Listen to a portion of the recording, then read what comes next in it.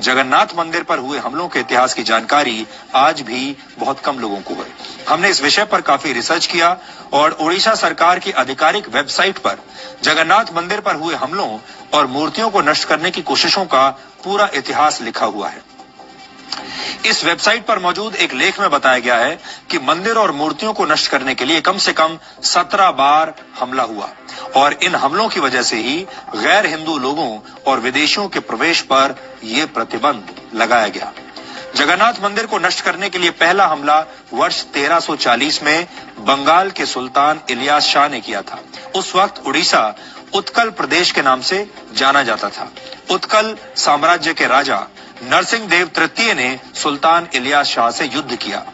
बंगाल के सुल्तान इलियास शाह के सैनिकों ने इस मंदिर के परिसर में बहुत खून बहाया और निर्दोष लोगों की हत्याएं की, लेकिन राजा नरसिंह देव जगन्नाथ मंदिर की मूर्तियों को बचाने में सफल रहे, क्योंकि उनके आदेश पर इन मूर्तियों को छुपा दिया गया।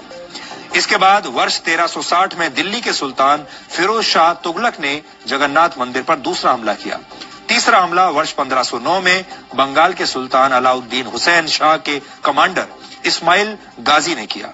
उस वक्त उड़ीसा पर सूर्यवंशी राजा प्रताप रुद्रदेव का राज था। इस हमले की खबर मिलते ही पुजारियों ने मूर्तियों को मंदिर से दूर ले जाकर बंगाल की खाड़ी में मौजूद चिलिका लेक के द्वीपों में छुपा दिया।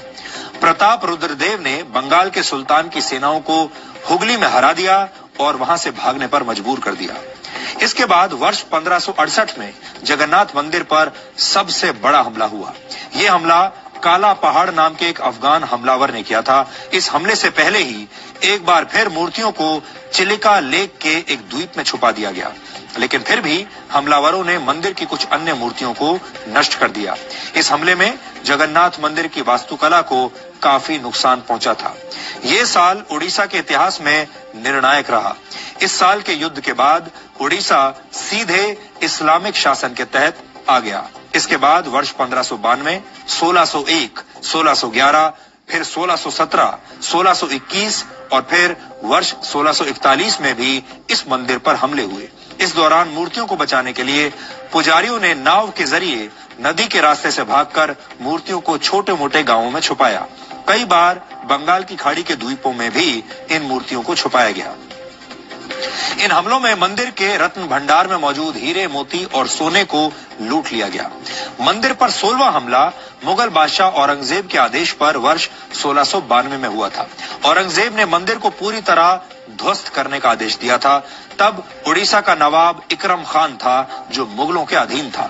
इकरम खान ने जगन्नाथ मंदिर पर हमला करके भगवान का सोने का मुकुट लूट लिया। उस वक्त जगन्नाथ मंदिर की मूर्तियों को किसी तरह श्री मंदिर नामक एक स्थान में छुपा दिया गया और इस मंदिर पर 17वां हमला वर्ष 1699 में उड़ीसा के नायब सूबेदार मोहम्मद तकी खान ने किया था। इस दौरान कुछ समय के लिए मूर्तियों को चुपचाप हैदराबाद ले जाकर रख दिया गया था। दिल्ली में मुगल साम्राज्य के कमजोर होने और मराठा साम्राज्य की ताकत बढ़ने के बाद जगन्नाथ मंदिर पर आया संकट किसी तरह टल गया और धीरे धीरे जगन्नाथ मंदिर का वैभव वापस लौट आया। जगन्नाथ मंदिर की मूर्तियों के बार बार बच जाने की वजह से हमलावर कभी भी अपने मंसूबों में कामयाब नहीं हो पाए। पुरी के स्थानीय लोग लगातार इस मंदिर को बचाने के लिए संघर्ष करते रहे। उड़ीसा के लोग इस मंदिर के सुरक्षित रहने को भगवान जगन्नाथ का एक चमत्कार मानते हैं और आज हमने जगन्नाथपुरी के वैभव और उसके इतिहास को ध्यान में रखकर एक ज्ञानवर्धक वीडियो विश्लेषण आपके लिए तैयार किया है। इसे देखकर आपको कुछ ऐसी बातें पता चलेंगी जो आपको अब तक किसी ने नहीं बताई।